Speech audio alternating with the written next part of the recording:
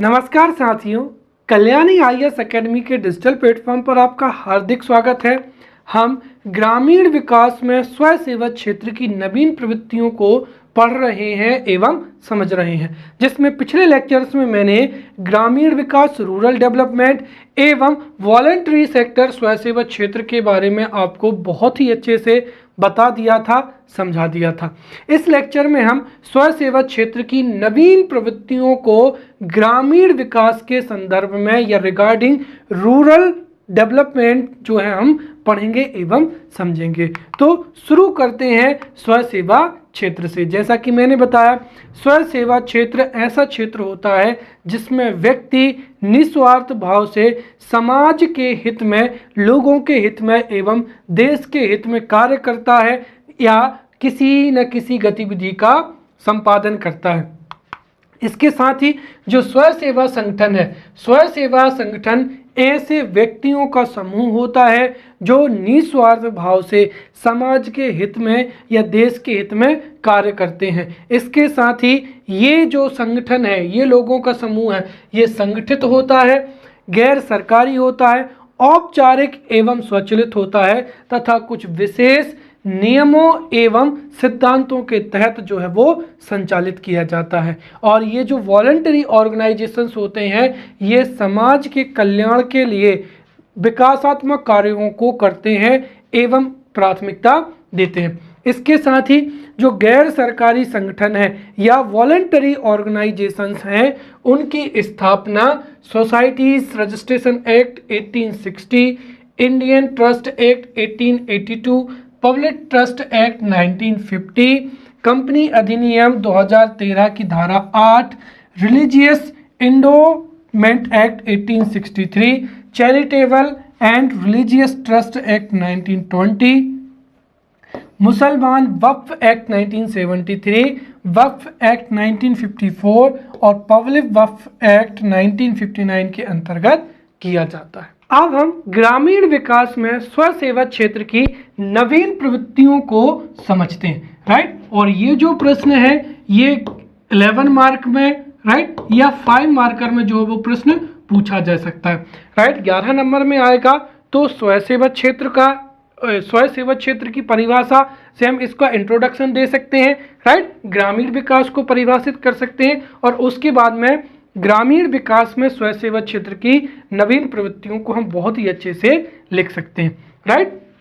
तो समझते हैं कि ग्रामीण विकास में वर्तमान समय में स्वयं सेवा क्षेत्र की जो नवीन प्रवृत्तियां हैं वो कौन कौन सी हैं, राइट। जब हमारा देश आज़ाद हुआ था तो देश की आज़ादी के साथ ही ग्रामीण क्षेत्र हो, दुर्गम क्षेत्र हो, पहाड़ी क्षेत्र हो, उनमें कई लोगों का जीवन जो था बहुत ही दुर्गम था या आसान नहीं था। उनकी शिक्षा है, स्वास्थ्य है या अन्य सुविधाएं उनको उपलब्ध नहीं थी। इसके साथ ही उनका जीवन स्तर भी उतना अच्छा नहीं था, राइट। उनके जीवन स्तर में उन्नति के लिए उनको हर एक सुविधाओं की उपलब्धि कराने के लिए वॉलंटरी सेक्टर आगे आया और जो स्वैच्छिक संगठन है, एनजीओ है या स्वयं सेवा संगठन है, उन्होंने ग्रामीण क्षेत्रों में या ज़रूरतमंदों की सेवा या उनको सुविधाएं या उनको विभिन्न प्रकार के संसाधन मुहैया कराना प्रारंभ किया, राइट। जैसे जैसे समय बढ़ता गया वैसे वैसे जो वॉलंटरी सेक्टर हैं उनकी कार्यप्रणाली में, राइट, उनकी जो सेवा पद्धति है उसमें भी परिवर्तन आता चला गया। और जैसे जैसे वॉलंटरी सेक्टर्स ने जो है इन क्षेत्रों में जागरूकता लेके आई, वैसे वैसे सरकार ने जो है उनके जितने भी सिफारिशें थी, जितना भी अध्ययन था, उनको अपनी नीतियों में सम्मिलित कर लिया, राइट। फिर भी समय के साथ साथ जो स्वयं सेवा संगठन है उन्होंने दूसरे आयाम पकड़ लिए, राइट। उन्होंने जैसे जो वंचित वर्ग हैं, राइट, जिनको सुविधाएं नहीं मिल पाई हैं, तो सुविधा से वंचित जो वर्ग हैं उन वंचित वर्गों के उत्थान एवं विकास में कार्य करना प्रारंभ कर दिया। इसके साथ ही समय के साथ साथ जब लोकतंत्र परिपक्व होता गया तो जो वंचित वर्ग हैं, निचला तबका है, ग्रामीण क्षेत्रों के लोग हैं जिनके जीवन में कई कठिनाइयां हैं, कई समस्याएं हैं, राइट, संसाधन उपलब्ध नहीं है, उन्होंने सरकार से मांग रखना जो है प्रारंभ कर दी। और चूंकि सरकार के पास में भी जो संसाधन है वो उतने पर्याप्त नहीं है कि ग्रामीण क्षेत्रों में सामुदायिक स्तर पर या सभी लोगों की जितनी भी ज़रूरतें हैं, आवश्यकता है या कठिनाई है, उनका निदान किया जा सके। इसके लिए भी जो है एनजीओस ने या वॉलंटरी सेक्टर ने अनेक प्रकार से इनकी समस्याओं का निदान किया, उनको अनेक प्रकार की सुविधाएं उपलब्ध कराएं। इसके साथ ही चाहे वो शिक्षा का क्षेत्र हो, स्वास्थ्य, समाज कल्याण, अन्य क्षेत्र, सब में ग्रामीण समाज के जो सुविधा वंचित वर्ग हैं और पिछड़े वर्ग के जो लोग हैं उनके विकास के लिए कार्यक्रम आयोजित किए, नीतियों के क्रियान्वयन में योगदान दिया और प्रत्यक्ष रूप से ग्रामीणों के जीवन स्तर में वृद्धि के लिए इन वॉलंटरी ऑर्गेनाइजेशन से काम किया, राइट। और वर्तमान समय में जिन ग्रामों में, राइट, नालियां हैं, पेयजल की व्यवस्था है, स्कूल्स हैं, राइट, आसपास के क्षेत्रों में स्वास्थ्य सुविधाएं भी हैं, उन ग्रामीण क्षेत्रों में या उन क्षेत्रों में वर्तमान समय में ये वॉलंटरी ऑर्गेनाइजेशंस जो कमजोर वर्ग हैं, राइट, वंचित वर्ग हैं, सोशली डिप्रेस्ड हैं, चाहे वो अनुसूचित जाति, जनजाति या एलजीबीटी कम्युनिटी हो जाएगी या फिर जो महिलाएं हैं, उनके सशक्तिकरण में एवं सामाजिक एवं आर्थिक विकास की जो प्रक्रियाएं हैं उनमें नए सिरे से रुचि दिखा रहे हैं, राइट। इसके साथ ही ग्रामीण क्षेत्रों में भी लोगों को अपने अधिकारों के प्रति जागरूक कर रहे हैं, उनमें जो पर्यावरणीय सुरक्षा है, राइट, एवं अन्य जो नवीन आयाम है उन क्षेत्रों में जो कार्य कर रहे हैं। इसीलिए हम इस टेबल से समझ सकते हैं कि जो वॉलंटरी सेक्टर है उसकी जो नवीन प्रवृत्तियां हैं वो क्या हैं। ठीक है, पिछले लेक्चर्स में मैंने बताया था कि वॉलंटरी सेक्टर्स में या जो वॉलंटरी ऑर्गेनाइजेशंस थे वो प्रारंभ से ही जो वंचित वर्ग हैं या एक तरीके से गरीब हो जाएंगे, अस्वस्थ हो जाएंगे, उनको शिक्षा है, भोजन है, आवास है, ये सुविधाएं उपलब्ध करा रहे थे। लेकिन जैसे जैसे सरकार शिक्षा, स्वास्थ्य या पोषण के क्षेत्र में इन लोगों के हितों में अच्छा कार्य कर रही है, वैसे वैसे ये वॉलंटरी ऑर्गेनाइजेशन, चूंकि ये तो निस्वार्थ भाव से करते हैं और इनको समाज सेवा करनी है, इसीलिए नए नए जो है ट्रेंड्स के माध्यम से या नवीन प्रवृत्तियों के माध्यम से जो है ग्रामीण विकास में ये वॉलंटरी ऑर्गेनाइजेशन अपना योगदान दे रहे हैं। जैसे अगर हम वर्तमान समय की जो ट्रेंड्स की बात करें तो उनमें क्या हो जाएगा, साक्षरता और शिक्षा को और अधिक उन्नत करना, राइट, और आधुनिक शिक्षा देना, वहीं स्वस्थ देखभाल को और अधिक बढ़ावा देना ताकि जो जैसे संस्थागत प्रसव हैं या टीकाकरण हो जाएगा या बच्चों के पोषण से संबंधित जितनी भी योजनाएं हैं उनको और अधिक अच्छे से ग्रामीण क्षेत्रों में लागू करवाना या अपना योगदान देना। फिर ग्रामीण क्षेत्रों में रोजगार को बढ़ावा देने के लिए कौशल प्रशिक्षण और रोजगार हो जाएगा। सहकारी समितियां और स्व सहायता समूहों का क्रियान्वयन हो जाएगा। आवास और स्वच्छता, कमजोर वर्गों का सशक्तिकरण, महिलाओं का सशक्तिकरण, पर्यावरण संरक्षण, राइट, फिर अनुसंधान और प्रलेखन हो जाएगा, पक्ष समर्थन और मताग्रह हो जाएगा, जनजातीय स्वशासन हो जाएगा, राइट, बंधुआ मजदूरों की क्या हो जाएगा, पुनर्वास हो जाएगा, न्यायालय के माध्यम से सामाजिक क्रियाएं हो जाएंगी, फिर परिसंपत्तियों और संसाधनों तक पहुंच हो जाएगा, मानव अधिकार हो जाएंगे और नागरिक समाज का क्या हो जाएगा, निर्माण हो जाएगा।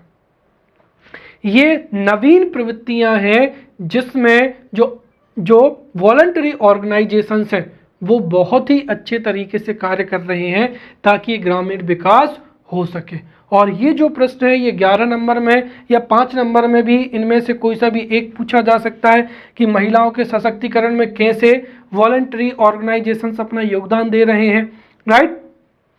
या जनजातीय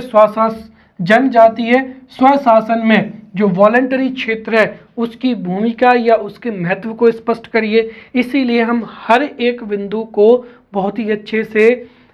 समझेंगे और विचार विमर्श भी करते चलेंगे। तो पहला हो जाएगा साक्षरता एवं क्या हो जाएगा, शिक्षा हो जाएगा। राइट, यहाँ पर जो शिक्षा है, शिक्षा अगर किसी भी बच्चे को प्राप्त होती है तो वह अपने जीवन का सर्वांगीण विकास करता है, क्योंकि शिक्षा ही विकास का क्या होती है, आधार होती है। और यहाँ पर ये वॉलंटरी ऑर्गेनाइजेशंस हैं, ये पहाड़ी क्षेत्रों में, ग्रामीण क्षेत्रों में एवं अन्य जो अविकसित क्षेत्र हैं उन क्षेत्रों में शिक्षा व्यवस्था उपलब्ध करवाने में या शिक्षा मुहैया कराने में अपना महत्वपूर्ण योगदान दे रहे हैं। और वर्तमान समय में चूंकि ये वॉलंटरी ऑर्गेनाइजेशंस जो हैं वो लोगों को जागरूक भी कर रहे हैं, क्योंकि जो राइट टू एजुकेशन है, राइट, आपको पता होगा कि जो 86वां संविधान संशोधन 2002 में हुआ था उसकी वजह से अनुच्छेद 21A जोड़ा गया था, जो कि शिक्षा का अधिकार देता है, जिसके क्रियान्वयन के लिए शिक्षा का अधिकार राइट टू एजुकेशन जो है 2009 लाया गया था, जिसको 2010 में लागू किया गया था। राइट, और इसके माध्यम से सरकार हर एक बच्चे को, राइट, अगर किसी क्षेत्र विशेष में अधिक बच्चे हैं तो उनको शिक्षा व्यवस्था मुहैया कराएगी। तो यहाँ पर एनजीओ जो हैं वो ग्रामीण क्षेत्रों में, वन क्षेत्रों में, पहाड़ी क्षेत्रों में जो वहाँ के बच्चे हैं, वहाँ के स्थानीय लोग हैं, उनको जागरूक कर रहे हैं और सरकार के साथ में उनकी शिक्षा व्यवस्था उपलब्ध कराने के लिए भी प्रयासरत हैं। राइट, और जितने भी अनिवार्य संसाधन है, अनिवार्य शिक्षा है, वो उनमें बढ़ावा दे रहे हैं। इसके लिए ही जो सर्व शिक्षा अभियान है, जिससे सभी लोगों को शिक्षा मिले, राइट, उसमें भी ये जो वॉलंटरी ऑर्गेनाइजेशंस हैं ये अपना योगदान दे रहे हैं। कई बार तो जिन क्षेत्रों में स्कूल या शिक्षा के जो संसाधन वो उपलब्ध नहीं होते हैं, वहाँ पर सरकार भी इन वॉलंटरी ऑर्गेनाइजेशन की मदद से ही जो है वहाँ पर शिक्षा व्यवस्था उपलब्ध करा रही है। तो वर्तमान समय में ये वॉलंटरी ऑर्गेनाइजेशन सर्व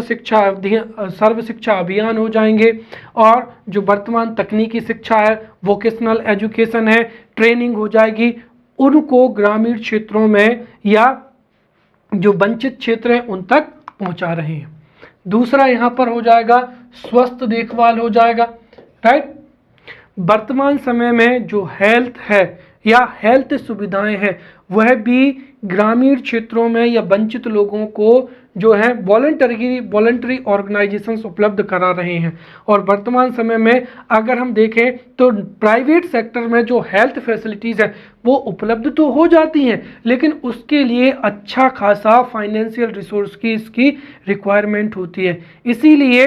ये वॉलंटरी ऑर्गेनाइजेशन जिन क्षेत्रों में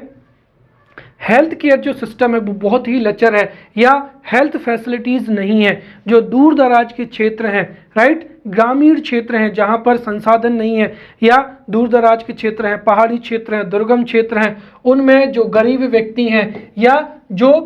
वंचित वर्ग हैं जो कि प्राइवेट सेक्टर की महंगी हेल्थ फैसिलिटीज़ को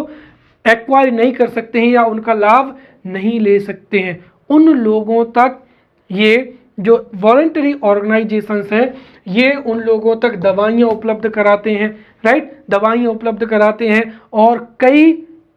जो मेडिकल इक्विपमेंट्स हैं वो उपलब्ध कराते हैं, ताकि उन लोगों को भी जो है वो हेल्थ फैसिलिटीज़ उपलब्ध हो सके। इसके साथ ही ग्रामीण स्तर पर जो स्वास्थ्य संबंधी जितनी भी सुविधाएं प्रदान हैं, राइट,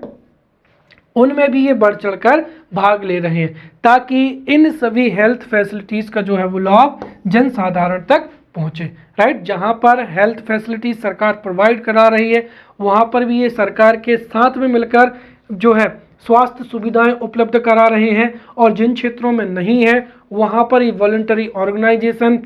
मेडिकल इक्विपमेंट्स हो जाएंगे, दवाइयाँ हो जाएंगी, मास्क हो जाएंगे, वैक्सीन हो जाएंगे, इनमें बढ़ चढ़कर भाग ले रहे हैं। इसके साथ ही वर्तमान समय में चाहे पोषण की बात हो, राइट, या क्या हो जाएगा, टीकाकरण हो जाएगा,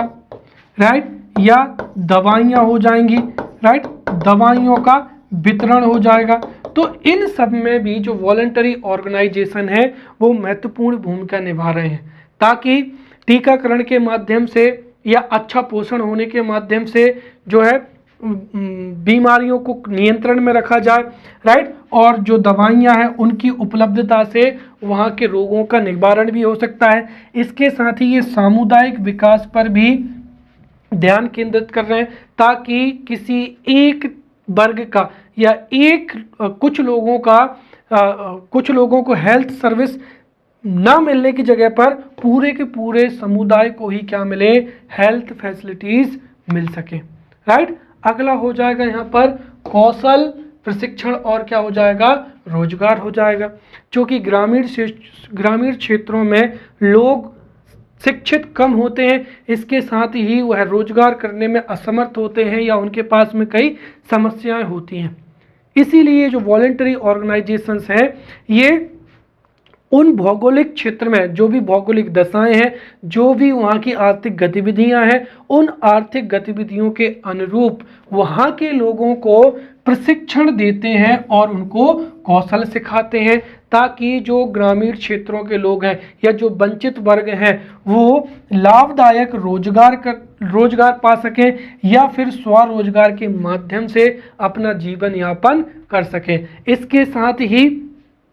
जो दिव्यांग हैं या विकलांग हैं वह भी अपना जीवन गर्व के साथ जी सकें, या जो कमजोर वर्ग हैं उनको भी ये प्रशिक्षण देते हैं ताकि वह भी अपने कौशल में वृद्धि कर सकें और या तो वो रोजगार पा सकें या फिर स्वरोजगार के माध्यम से अपना जीवन यापन कर सकें। अगला हो जाएगा सहकारी समितियां और क्या हो जाएंगे, स्वयं सहायता समूह हो जाएंगे। अब ग्रामीण क्षेत्रों में सहकारी समितियों के निर्माण में, उनके संचालन में वॉलंटरी ऑर्गेनाइजेशंस महत्वपूर्ण योगदान दे रहे हैं। अब जो सहकारी समितियों के माध्यम से ही जो आदिवासी लोग हैं या वनवासी लोग हैं वो वनोपज को एकत्रित करके उसको बेहतर तरीके से उसका विपणन कर सकते हैं और अपनी जो भी वनोपज है उसका अच्छे से विपणन के माध्यम से वो अधिक आय कमा सकते हैं। वैसे ही जो कृषक हैं, राइट, कृषि जो जितने भी किसान हैं, जो कृषक समितियां हैं या कृषक कोऑपरेटिव सोसाइटीज हैं, जो किसान हैं वो इन सोसाइटीज के माध्यम से खाद बीज या इन्वेस्ट के लिए जो है साख की व्यवस्था कर सकते हैं। और अगर कोऑपरेटिव सोसाइटीज अच्छे से काम करती हैं तो जो किसान है वो अपनी कृषि उपज का अच्छे से दाम भी या अच्छे से जो है वो कृषि उपज का दाम भी प्राप्त कर सकते हैं। और वर्तमान समय में तो अगर आप समझे तो जैसे जो कृषि कानून लागू हुए हैं उससे कॉन्ट्रैक्ट फार्मिंग को बढ़ावा मिलेगा। अब कॉन्ट्रैक्ट फार्मिंग में अगर कोऑपरेटिव सोसाइटीज नहीं होंगी तो हो सकता है कोई फार्मर किसी मल्टीनेशनल कंपनी से अगर कोई लीगल एग्रीमेंट कर लेता है तो हो सकता है उसका शोषण हो जाए। लेकिन अगर कोऑपरेटिव सोसाइटीज रहेंगी तो किसान जब सामूहिक रूप से बार्गेनिंग करेंगे तो वो बेहतर तरीके से अपने एग्रीकल्चरल प्रोडक्ट के लिए एक अच्छी खासी इनकम जो है वो प्राप्त करेंगे, अर्थात अपनी कृषि उपज के लिए उचित मूल्य भी प्राप्त कर सकते हैं। और इसीलिए जो वॉलंटरी ऑर्गेनाइजेशन है वो ग्रामीण क्षेत्रों में जाकर कोऑपरेटिव फार्मिंग या जो कोऑपरेटिव फार्मिंग को बढ़ावा दे रहे हैं और इसके माध्यम से जो कृषि विपणन है उसमें भी महत्वपूर्ण योगदान दे रहे हैं। अब अगर हम बात करते हैं महिलाओं की, तो ग्रामीण क्षेत्रों में जो महिलाएं हैं उनके लिए रोजगार के अवसर बहुत ही कम होते हैं। इसके साथ ही महिलाओं के पास में स्वरोजगार के लिए वित्त की आवश्यकता भी नहीं होती है। इस वजह से ग्रामीण क्षेत्रों में स्व सहायता समूह के निर्माणों पर अपना ध्यान केंद्रित किया है, ताकि ये स्व सहायता समूह महिलाएं मिलकर आपस में स्व सहायता समूह का निर्माण करें और आपस में जो है इनके आपस में ये स्व सहायता समूह के संचालन से महिलाओं को आसानी से ऋण सुविधाएं मिल पाएंगी और महिलाएं इस ऋण सुविधा के माध्यम से अपनी जो जितनी भी जीवन की आवश्यकताएं हैं, राइट, रोजगार संबंधी आवश्यकताएं हैं या फिर पारिवारिक जो आवश्यकताएं हैं उनकी पूर्ति कर सकती हैं एवं अपने स्वरोजगार के माध्यम से आत्मनिर्भर भी बन सकती हैं। तो कुल मिलाकर एक तो ये जो है ऋण सुविधाओं के माध्यम से स्वनिर्भरता को प्रेरित कर रहे हैं, तो वहीं दूसरी ओर इस वजह से महिलाओं की सशक्तिकरण पर भी ध्यान केंद्रित कर रहे हैं। तो जो एनजीओस हैं या वॉलंटरी ऑर्गेनाइजेशंस हैं, वो जो सहकारी समितियां हैं, उनके माध्यम से किसानों को अपनी उपज का उचित मूल्य दिलाने में योगदान दे रहे हैं। वहीं महिलाओं के स्व सहायता समूहों से उनको ऋण उपलब्ध कराकर महिलाओं का सशक्तिकरण में योगदान दे रहे हैं। फिर हो जाएगा आवास एवं क्या हो जाएगा, स्वच्छता हो जाएगा। ग्रामीण क्षेत्रों में जिन लोगों के पास में आवासीय सुविधाएं नहीं है, वहां पर वित्तीय सहायता के माध्यम से ये वॉलंटरी ऑर्गेनाइजेशंस ग्रामीण क्षेत्रों में आवास मुहैया करा रहे हैं, राइट। इसके साथ ही जो झुग्गी झोपड़ी कार्यक्रम है जिसका संचालन सरकार कर रही है, तो सरकार भी जो आवासहीन है उनको कई योजनाओं के माध्यम से, प्रधानमंत्री आवास योजना, झुग्गी झोपड़ी योजना एवं कई योजनाओं के माध्यम से ग्रामीण क्षेत्रों में, पहाड़ी क्षेत्रों में आवास उपलब्ध करा रहे हैं। इसके साथ ही स्वच्छता को बढ़ावा देने के लिए शौचालय का निर्माण हो जाएगा, ग्रामीण क्षेत्रों में नालियों का निर्माण हो जाएगा, राइट। इस क्षेत्र में भी जो है सरकार भी कार्य कर रही है, और जिन क्षेत्रों में पर्याप्त संसाधन नहीं है या फिर ऐसे व्यक्ति जो इन सरकार की योजनाओं का लाभ लेने में असमर्थ है, उनको ये वॉलंटरी ऑर्गेनाइजेशन जो है वो अपना जो है सहायता उपलब्ध कराते हैं। अगला हो जाएगा कमजोर वर्गों का क्या हो जाएगा, सशक्तिकरण हो जाएगा। दरअसल प्राचीन समय से ही हमारे देश में वर्ण व्यवस्था चली आ रही है, जो कि जाति व्यवस्था में परिवर्तित हो चुकी है, जिसकी वजह से कई व्यक्तियों के साथ में छुआछूत किया जाता है, राइट, भेदभाव किया जाता है। और उनके साथ में न केवल भेदभाव किया जाता है, बल्कि इसी छुआछूत भेदभाव के कारण उनको ना तो रोजगार दिया जाता है और उनके साथ में जो आर्थिक संबंध है वो भी स्थापित नहीं किए जाते हैं, जिसकी वजह से इनका सामाजिक उत्थान तो प्रभावित होता ही है, इसके साथ में इनका आर्थिक उत्थान भी क्या हो जाता है, रुक जाता है। और इन कमजोर वर्ग, चाहे वो अनुसूचित जाति हो, अनुसूचित जनजाति हो, राइट, या फिर कोई भी माइनॉरिटी कम्युनिटी हो, तो अनुसूचित जाति, जनजाति, माइनॉरिटी कम्युनिटी हो जाएंगे, विकलांग हो जाएंगे या फिर महिलाएं हो जाएंगी,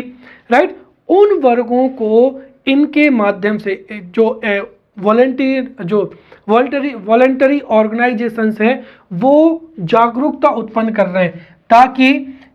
ताकि उनके लिए जितनी भी जो संसाधन है वो उपलब्ध हो सके और सरकार भी इनके हित में कार्य कर सके, और समाज के जो सामाजिक संसाधन है वो भी इन कमजोर वर्गों को उपलब्ध हो सके, और ये भी उन संसाधनों का, उन नीतियों का, उन कार्यक्रम का जो है लाभ लेकर अपने जीवन को जो है जीवन स्तर को ऊंचा कर सके। इसके साथ ही जो है सामाजिक जो जितनी भी सामाजिक कुरीतियां हैं, दरअसल सामाजिक कुरीतियां जो जितनी भी हैं, जैसे छुआछूत हो जाएगा, राइट, या जातिगत भेदभाव हो जाएगा, इनके निराकरण में भी वॉलंटरी ऑर्गेनाइजेशंस महत्वपूर्ण भूमिका निभाती हैं, क्योंकि सरकार नियम कानून बनाकर जो है दंडात्मक कार्यवाही तो कर सकती है, लेकिन जब तक लोगों की विचारधारा में परिवर्तन नहीं होगा तब तक जाति व्यवस्था या छुआछूत हमेशा चलता रहेगा, और इस वजह से न केवल उनका सामाजिक शोषण होगा बल्कि आर्थिक भी उनका विकास नहीं हो पाएगा, राइट। इस वजह से जो एनजीओस हैं वो इन वर्गों के सशक्तिकरण में, इनके अधिकारों के बारे में बताकर, इन सरकार ने जो नियम कानून इनके हित में बनाए हैं उनकी जानकारी देकर एवं समानता का जो अधिकार है इत्यादि की जो जानकारी देकर उनको सशक्त किया जा रहा है। इसके साथ ही अगर हम निर्भरता की बात करते हैं, तो निर्भरता के साथ ही इन लोगों को जो है वो सशक्त बनाया जाएगा। तो इस वजह से न केवल ये अपना जो सामाजिक जीवन इनका अच्छा होगा, बल्कि अगर इन तक प्राकृतिक संसाधनों की पहुंच भी होगी तो ये अपने आप को आत्मनिर्भर भी बना सकते हैं। इसके साथ ही इनका सामाजिक निर्भरता और जो आर्थिक निर्भरता दोनों में ही मजबूत होंगे तो इनका सशक्तिकरण स्वाभाविक सी बात है। और इसके लिए जो वॉलंटरी ऑर्गेनाइजेशंस हैं वो निम्न प्रयास कर रहे हैं, जैसे कमजोर वर्गों के लिए जो साधन है उनका सृजन किया जा रहा है, चाहे शिक्षा के साधन हो, शिक्षा संबंधी, स्वास्थ्य संबंधी, आवास संबंधी या जीवन स्तर को उन्नत करने संबंधी। फिर भूमि सुधार की जो नीतियां हैं उनको लागू किया जा रहा है, राइट। जो सरकार ने जो लैंड सीलिंग कानून बनाया है या फिर जो भूमि पर किसानों को पट्टे पर भूमि देने की बात कही गई है, उनके क्रियान्वयन में भी ये अपना योगदान दे रहे हैं। फिर पंचायती राज जो संस्थाएं हैं उनमें इनकी भागीदारी के लिए जो है इनको जागरूक कर रहे हैं, ताकि जब कभी भी पंचायती राज चुनाव में ये जो वंचित वर्ग हैं, चाहे अनुसूचित जाति हो, जनजाति हो, महिलाएं हो, ये चुनाव में खड़े हों और अपने हित में, राइट, अपने वर्ग के हित में जो है वो कार्य कर सकें, राइट। संपत्ति पर महिलाओं को कानूनी अधिकार और वास्तविक अधिकारों का जो है जागृति दे रहे हैं, राइट, सूचना दे रहे हैं। फिर साक्षरता के बजाय जो उचित शिक्षा है उसको उपलब्ध करवा रहे हैं। फिर बुनियादी आवश्यकताओं की पूर्ति के लिए रोजगार के जो साधन है, राइट, प्रशिक्षण देकर वो भी उत्पन्न कर रहे हैं। अगला हो जाएगा महिलाओं का सशक्तिकरण हो जाएगा। ग्रामीण क्षेत्रों के उत्थान में महिलाओं का सशक्त होना बहुत ही अति अनिवार्य है। यह देश के विकास के लिए भी महिलाओं का सशक्तिकरण होता अनिवार्य है। महिलाओं के लिए जो प्राकृतिक संसाधन है या जो सुविधाएं हैं वो सामाजिक भेदभाव की वजह से या अन्य किसी वजह से अगर उपलब्ध नहीं हो रहे हैं तो ये वॉलंटरी ऑर्गेनाइजेशन जो समानता का सिद्धांत है, राइट, और जो समानता का सिद्धांत है और उनके उत्थान के लिए जो भी संभव प्रयास हैं वो इनके द्वारा किए जा रहे हैं। महिलाओं के उत्थान के लिए सरकार ने जो भी नीतियां बनाई हैं, सरकार जो भी कार्यक्रम लागू कर रही है उनकी जानकारी उपलब्ध कराते हैं, राइट, और महिलाओं को अपने अधिकारों के बारे में जागरूक कराकर उनके हितों के लिए जो कानून है, राइट, वो कानूनी जानकारी देते हैं और आवश्यकता पड़ने पर कानूनी सहायता भी उपलब्ध कराते हैं, राइट।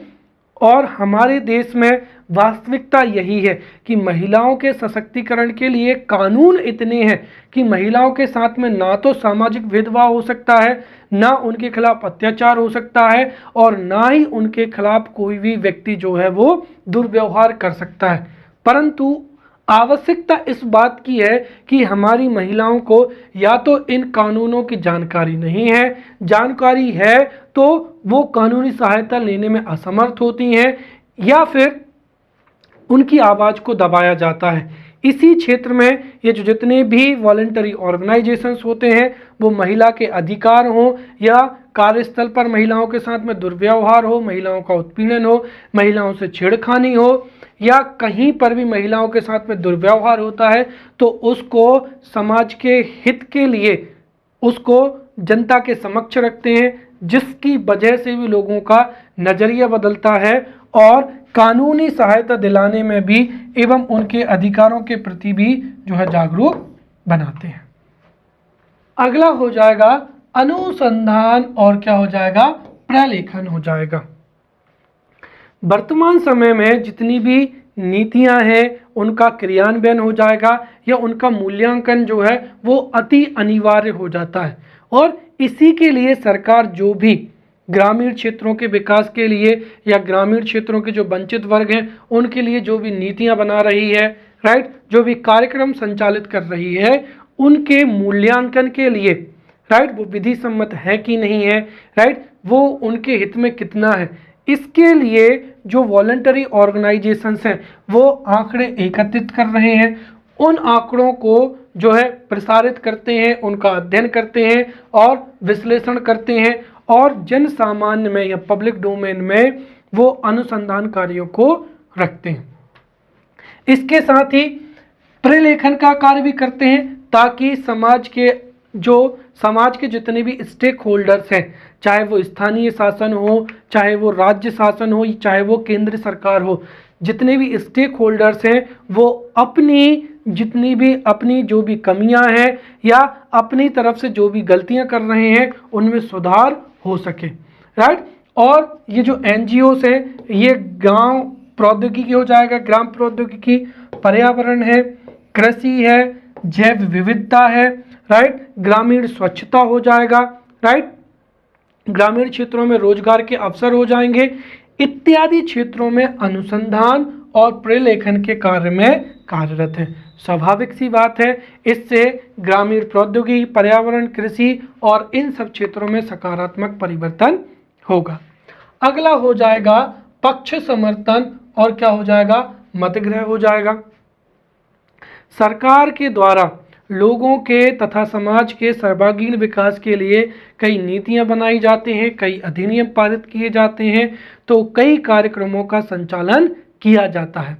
अब वो कार्यक्रम समाज के हित में कितने हैं, वंचित वर्गों के हित में कितने हैं, या उससे कोई दूसरा जो वर्ग है वो प्रभावित तो नहीं हो रहा है, क्या वास्तविक रूप से वह कार्यक्रम या नीतियां उनके हित में है या केवल ये एक दिखावा है, राइट। इसके लिए ये वॉलंटरी जो ऑर्गेनाइजेशंस हैं ये नीतियों का, कार्यक्रमों का एक तरीके से जो है,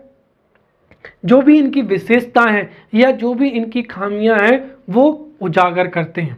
राइट, ताकि इनकी जो खामियां हैं या इनकी जो भी समस्याएं हैं वो जो है लोगों को बताई जा सके और लोग सरकार के समक्ष उन बातों को रख सके। दरअसल जो गवर्नमेंट पॉलिसीज होती हैं उनमें जो नियम है वो कई बार जल्दबाजी में बनाए जाते हैं, या कई बार जो नियम होते हैं वो उन नियमों की वजह से जो वास्तविक हितग्राही होते हैं वो उन नियमों का या कार्यक्रमों का लाभ भी नहीं ले पाते हैं, या कई बार जो नागरिक होते हैं ना तो वो उस जानकारी के अभाव में ना तो उन नीतियों या कार्यक्रमों को समझ पाते हैं, या कई बार तो लोगों को उन नीतियों कार्यक्रम के बारे में जानकारी ही नहीं होती है। इस स्थिति में ये जो वॉलंटरी ऑर्गेनाइजेशंस हैं, राइट, स्वयं सेवा समूह है, ये इनका अनुसंधान करते हैं, विश्लेषण करते हैं और इनके जो परिणाम हैं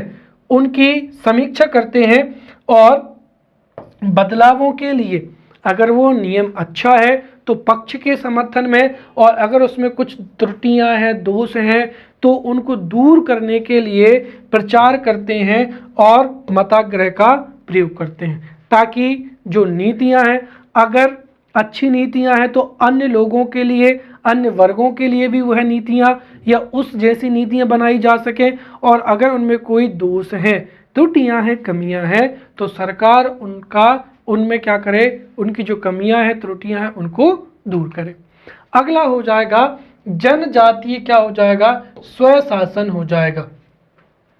दरअसल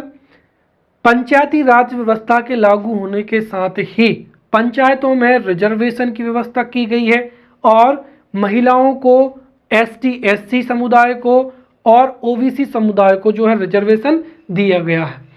परंतु वास्तविकता ये है कि ग्रामीण क्षेत्रों में चुनाव तो होते हैं जिसमें कैंडिडेट भी एससी या एसटी या ओबीसी या महिलाओं से खड़ा होता है, लेकिन जो वास्तविक कार्य है सरपंच का या जनपद पंचायत अध्यक्ष का, कुल मिलाकर जो वास्तविक शक्तियां हैं वह उस परिवार के, अगर जैसे पुरुष हैं तो पुरुषों के द्वारा, या अगर अनुसूचित जनजाति या अनुसूचित जाति के कैंडिडेट हैं तो वो जिनके यहाँ पर भी काम करते हैं या उस गांव के जो भी दमदार व्यक्ति होता है या जो भी दबंग होता है वो सारी शक्तियों का अप्रत्यक्ष रूप से प्रयोग वो करता है। कुल मिलाकर अगर हम देखें तो जो जनजातीय स्वशासन है वो है ही नहीं है, राइट। ग्रामीण क्षेत्रों में भी जो जितने भी पंचायती चुनाव होते हैं उनमें एक तरीके से ये जो वंचित वर्ग हैं एसटी एससी समुदाय के, इनके सरपंच तो बनते हैं, चुनाव भी जीतते हैं, लेकिन राजनीति या वास्तविक शक्तियों का क्रियान्वयन अन्य लोगों के द्वारा किया जाता है। इसी वजह से वो राजनीति में भाग लेने के पश्चात भी ना तो अपने अधिकारों के बारे में जान पाते हैं और ना ही जो पंचायती राज व्यवस्था है उसमें अपनी भागीदारी दे पाते हैं। यहाँ पर जो वॉलंटरी ऑर्गेनाइजेशंस हैं वो भी इन लोगों को एक तरीके से जागरूक कर रहे हैं, ताकि जो अनुसूचित जनजातियां हैं, राइट, वो भी उनके बीच में ये काम करते हैं, ताकि अनुसूचित जनजातियां हैं, वह भी स्वशासन में जो निहित स्वार्थ है एवं जो कुछ भी उनके साथ में बुरा हो रहा है और जो उनके वास्तविक लाभ है, जो वास्तविक लाभ है या जो वास्तविक शक्तियां या जो नीतियां उनके हित में बनाई गई हैं, उनका वो लाभ ले सकें और उनके हित में या समुदाय के हित में भी कार्य कर सकें। अगला हो जाएगा यहाँ पर बंधुआ मजदूरी की पहचान और क्या हो जाएगा, पुनर्वास हो जाएगा, राइट। ग्रामीण क्षेत्रों में कई व्यक्ति अपने जीवन यापन के लिए या कृषि में निवेश करने के लिए ऋण ले लेते हैं और जीवन भर तक वो ब्याज चुकाने पर या मूलधन चुकाने के लिए किसी एक ही जगह पर कार्य करते हैं, राइट। दरअसल ये जो बंधुआ मजदूर होते हैं, ये सामाजिक व्यवस्था के तहत जो अपने मालिक होता है उसका विरोध नहीं कर पाते हैं, इसीलिए नियम कानून बनने के पश्चात भी आज भी ग्रामीण क्षेत्रों में बंधुआ मजदूरी का प्रचलन है। जो वॉलंटरी ऑर्गेनाइजेशंस होते हैं, राइट, ये जितने भी ग्रामीण क्षेत्रों में जो भी बंधुआ मजदूर हैं उनको चिन्हित करते हैं, राइट, उनकी पहचान करते हैं और एक तरीके से समाज के हित में या उन बंधुआ मजदूरों के हित में लोगों से विचार विमर्श करते हैं या उनके हित में जो है वो जनमत बना रहे हैं, ताकि न केवल सरकार बल्कि समाज भी जो है बंधुआ मजदूरों की स्वतंत्रता के हित में सोच सके और समाज से जो बंधुआ मजदूरी प्रथा है यह भी समाप्त हो सके। अगला हो जाएगा न्यायालय के माध्यम से सामाजिक क्रिया हो जाएगी। दरअसल क्या होता है कि ग्रामीण क्षेत्रों में जो गरीब होते हैं, निरक्षर होते हैं या निम्न जाति के लोग होते हैं या मजदूर होते हैं, उनको कई बार जो उच्च जाति है या सवर्ण है या जो बाहुबली होते हैं या उस क्षेत्र के जो दबंग लोग होते हैं, वो उनको कई बार चोरी चकारी के क्षेत्र में या छेड़खानी के क्षेत्र में या फिर अन्य कानूनों में झूठा केस उन पर दायर कर देते हैं। क्योंकि ये जो वंचित वर्ग हैं या निम्न तबके के लोग हैं, इनके पास में ना तो कानूनी पहुंच होती है और ना ही ये अपने कानून एवं अधिकारों के बारे में जागृत होते हैं, जिस वजह से इनका कानूनी तौर पर भी शोषण होता है और कई बार तो निर्दोष जो लोग हैं वह भी उनको भी सजा मिल जाती है। इसीलिए जो वॉलंटरी ऑर्गेनाइजेशंस हैं वो वर्तमान समय में सामाजिक क्रियाओं को, राइट, सामाजिक क्रियाओं में जो न्यायालय के माध्यम से ये उनका केस लड़ते हैं, उनको कानूनी जो सुविधा है, कानूनी सहायता है वो मुहैया उपलब्ध कराते हैं, राइट, उनके लिए जनहित में याचिका दायर करते हैं या न्यायालय में उनके मुद्दों को उठाते हैं एवं अन्य जो है वो जानकारी उपलब्ध कराते हैं, ताकि ये लोग भी ये जो जहाँ झूठे केस इनके जो ऊपर दायर हैं, राइट, उनसे ये भी निजात पा सके। अगला हो जाएगा परिसंपत्तियों और साधनों तक क्या हो जाएगी, पहुंच हो जाएगी। जो स्वयं सेवा संगठन है उन्होंने समाज के हित में कार्य करना शुरू किया, फिर उन्होंने पूरे सामुदायिक विकास को प्राथमिकता दी और सामाजिक क्रिया की ओर वो अग्रसर हुए। बाद में ये जो वॉलंटरी ऑर्गेनाइजेशन है, इन्होंने जाना कि जो समाज का निम्न तबका है, राइट, महिलाएं हैं या जो वंचित वर्ग हैं, दरअसल उन तक समाज की जो परिसंपत्तियां हैं या संसाधन हैं वो नहीं पहुंच पा रहे हैं, जिस वजह से वो अपने जीवन का जो जीवन स्तर है उसको उच्च स्तर तक नहीं पहुंच पा रहे हैं। कुल मिलाकर परिसंपत्तियों और जो संसाधन है उनका वितरण सभी लोगों को समान रूप से हो सके, इस दिशा में वो कार्यरत हैं। इसके साथ ही जागरूकता के माध्यम से, शोध के माध्यम से, अनुसंधान के माध्यम से इस कोशिश में जुटे हैं कि जो सुविधा वंचित लोग हैं, जिनका परिसंपत्तियों पर और प्राकृतिक संसाधनों पर उतना ही अधिकार है जितना कि एक अच्छे उच्च वर्ग के व्यक्ति का अधिकार होता है, उन तक भी जो परिसंपत्तियां हैं, संसाधन है, उनका वितरण हो सके, उनकी पहुंच जो है वो सुनिश्चित हो सके। फिर मानवाधिकार हो जाएंगे, राइट। ग्रामीण क्षेत्रों में अशिक्षा की वजह से लोगों को, नागरिकों को अपने अधिकारों के बारे में जानकारी नहीं होती है, चाहे वो वंचित वर्ग हो, एसटी एससी समुदाय हो या महिलाएं हों। ये एनजीओस ग्रामीण क्षेत्रों में इन वंचित वर्गों को अपने अधिकारों के बारे में, इन अधिकारों की रक्षा कैसे की जाती है, राइट, नेटवर्क, सोशल जो नेटवर्किंग है उसके माध्यम से, और मानवाधिकार जो है संगठन,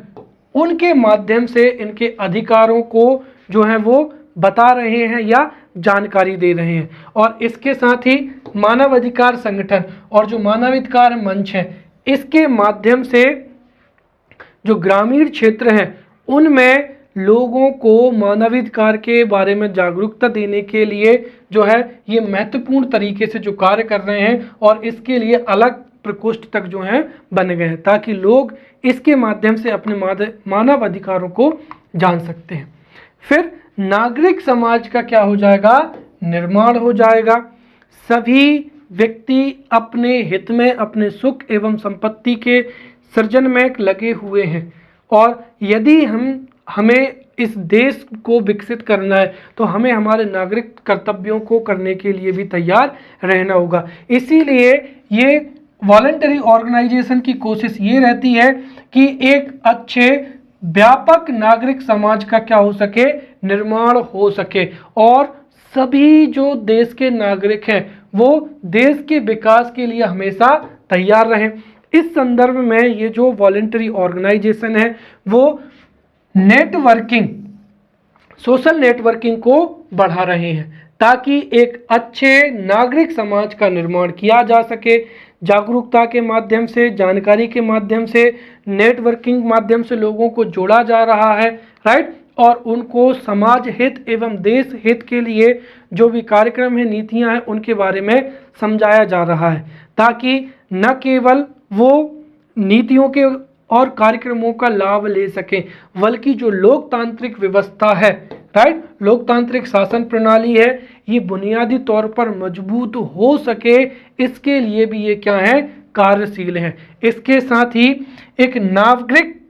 सामाजिक नागरिक समाज मानने के लिए भी ये प्रयासशील है और अग्रसर हो रहे हैं ताकि नागरिक के तौर पर हमारे देश की लोकतांत्रिक व्यवस्था है या जो राजनीतिक व्यवस्था है उसमें सभी लोगों की भागीदारी बढ़ सके, और सामाजिक व्यवस्था के रूप में, राइट, सभी व्यक्ति समाज के हित में भी सोच सकें। इस हेतु ये जो है प्रयत्नशील है। फिर हो जाएगा 5H कार्यक्रम हो जाएगा। एनजीओ जो है वो ऐसे क्षेत्रों में जहां पर बेघर लोग होते हैं, जिनके पास में कोई सुविधाएं नहीं होती हैं, उनके लिए 5H कार्यक्रम भी चला रहे हैं, जिसकी वजह से जो बेघर हैं उनको घर, स्वास्थ्य देखभाल, उनकी स्वच्छता, मानवीय मूल्य एवं विविधता में सद्भाव, ये सभी जो सुविधाएं हैं उनको उपलब्ध करा रहे हैं ताकि जो ग्रामीण क्षेत्र हैं एवं आदिवासी क्षेत्र हैं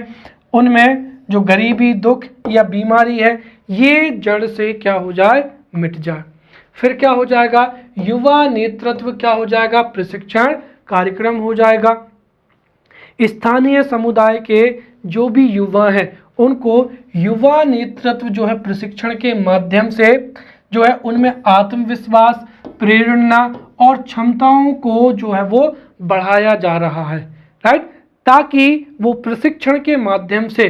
न केवल अपना विकास कर सकें बल्कि देश के विकास पे भी भागीदारी दे सकें। जैसे जो प्रधानमंत्री कौशल विकास कार्यक्रम है, इसके माध्यम से ग्रामीण क्षेत्रों में भी स्किल डेवलपमेंट या कौशल प्रशिक्षण दिया जा रहा है, जिससे वह एक अच्छा रोजगार पा सकते हैं या फिर स्वरोजगार करने में भी वो कुशल हो जाएंगे। अगला हो जाएगा मजबूत आध्यात्मिक क्या हो जाएगा, विकास हो जाएगा। एनजीओस आध्यात्मिक विकास में भी अपना महत्वपूर्ण योगदान दे रहे हैं, क्योंकि आध्यात्मिक विकास होगा तो उससे आत्मसम्मान और आत्मविश्वास पैदा होगा, जिससे कि जो वंचित वर्ग हैं, निम्न तबके के लोग हैं, ग्रामीण क्षेत्रों के जो अशिक्षित लोग हैं, वह भी आत्मसम्मान एवं आत्मविश्वास के साथ अपना जीवन यापन कर पाएंगे। इसके साथ ही अगर नेतृत्व जो है प्रशिक्षण कौशल विकास के साथ साथ यदि आध्यात्मिकता का भी संयोजन कर लिया जाए तो स्वाभाविक सी बात है कि इससे दीर्घकालीन प्रभावशीलता और स्थिरता क्या होगी, सुनिश्चित हो जाएगी। फिर सोलर इंस्टॉलर क्या हो जाएगी, ट्रेनिंग हो जाएगी, राइट। वर्तमान समय में ऐसे ग्रामीण क्षेत्र जहां पर कृषि योग्य भूमि ना होकर उबड़ खाबड़ भूमि है, राइट, जहां पर बंजर भूमि है, या ऐसे क्षेत्र जहां पर भूमि क्या है, खाली है, जहां खेती नहीं की जाती है, उन क्षेत्रों में ये एनजीओ जो है वो सोलर पीवी इंस्टॉलर के लिए प्रयत्नशील है। ये लोगों को जो सोलर पैनल है उनको इंस्टॉल करने के लिए और उनको अपने घरों पर, अपने खेतों में, या फिर एक तरीके से अपने आसपास स्थापित करने के लिए न केवल प्रशिक्षण देते हैं बल्कि उनकी सहायता एवं कई बार वित्तीय सहायता भी देते हैं, राइट। जैसे जो सोलर टेक्नोलॉजी कंपनी है, राइट, उसके जो श्री श्री सोलर सॉल्यूशंस की अनेक शाखाओं द्वारा गुजरात, महाराष्ट्र, छत्तीसगढ़, आंध्र प्रदेश, कर्नाटक राज्यों में सोलर इंस्टॉलर जो है वो ट्रेनिंग दी जा रही है, ताकि ये लोग सोलर इंस्टॉलर की ट्रेनिंग से रोजगार भी पा सकते हैं और ग्रामीण क्षेत्रों में सोलर पैनल जब इंस्टॉल ज़्यादा होंगे तो उससे सोलर एनर्जी का प्रोडक्शन भी अधिक होगा। अगली हो जाएगी किसान परियोजना, राइट। ग्रामीण क्षेत्रों में अक्सर जो किसान हैं वो छोटी कृषि जोत वाले होते हैं और जितनी छोटी कृषि जोत होगी, कृषि में निवेश करने की जो संभावना है वो कम हो जाएगी, क्योंकि कृषि जोत छोटी होने से उसमें खाद, बीज, उसका मशीनीकरण में कमी आएगी या मशीनीकरण करना कठिन हो जाएगा। इसके साथ ही जो छोटे या मीडियम जो किसान होते हैं उनको कई जो है चुनौतियों का सामना भी करना पड़ता है। ना तो उनको उन्नत किस्म के बीजों की, आधुनिक रसायनों की, कीटनाशकों की या मशीनीकरण की जानकारी ही नहीं होती है। इसीलिए कई बार जो ग्रामीण क्षेत्रों में किसान हैं वो पारंपरिक तरीके से, राइट, पुराने बीजों का इस्तेमाल करते हुए ही खेती करते हैं, जिससे उत्पादन में भी क्या होती है, कमी होती है और उनका आर्थिक विकास भी नहीं होता है। यहाँ पर जो वॉलंटरी ऑर्गेनाइजेशंस होते हैं वो किसानों को न केवल अच्छे किस्म के बीजों की बल्कि मशीनों की, कीटनाशकों की, रसायनों की जानकारी देते हैं और सरकार जो भी योजनाएं उनके हित में संचालित कर रही है उनकी जानकारी देते हैं और उन योजनाओं का लाभ लेने के लिए भी उन किसानों को मदद करते हैं, जिससे जो छोटे खेत धारक हैं उनकी स्थिति में भी क्या हो सके, आर्थिक सुधार हो सके। तो इस तरीके से हमने समझा कि जो ग्रामीण विकास में इस तरीके से जो स्व सेवा क्षेत्र है ये इन नवीन पद्धतियों के माध्यम से ग्रामीण विकास में अपना योगदान दे रहा है, राइट। अब एक टॉपिक बचता है यहाँ पर, पंचायती राज व्यवस्था। दरअसल फिर यहाँ पर जो है वो सिलेबस में मेंशन है और ये भी सिलेबस में 2 जगह पर मेंशन है। हमारा जो पॉलिटी भारतीय शासन वाला भाग है पार्ट ए में लाखन सर जो है आपको जो है संविधान व्यवस्था के तहत जो 73वां एवं 74वां संविधान संशोधन है, कैसे उसकी आवश्यकता हुई, कौन कौन से अनुच्छेद हैं, पंचायत के कार्य क्या हैं, पंचायती राज व्यवस्था का महत्व क्या है, ये पूरा का पूरा आप पार्ट ए में क्या होंगे, समझ लेंगे। इसीलिए हम इस टॉपिक को या आप इस टॉपिक को पार्ट ए में अच्छे से समझ लेना। अब हम अगले लेक्चर में नए टॉपिक के साथ मिलते हैं, तब तक के लिए धन्यवाद।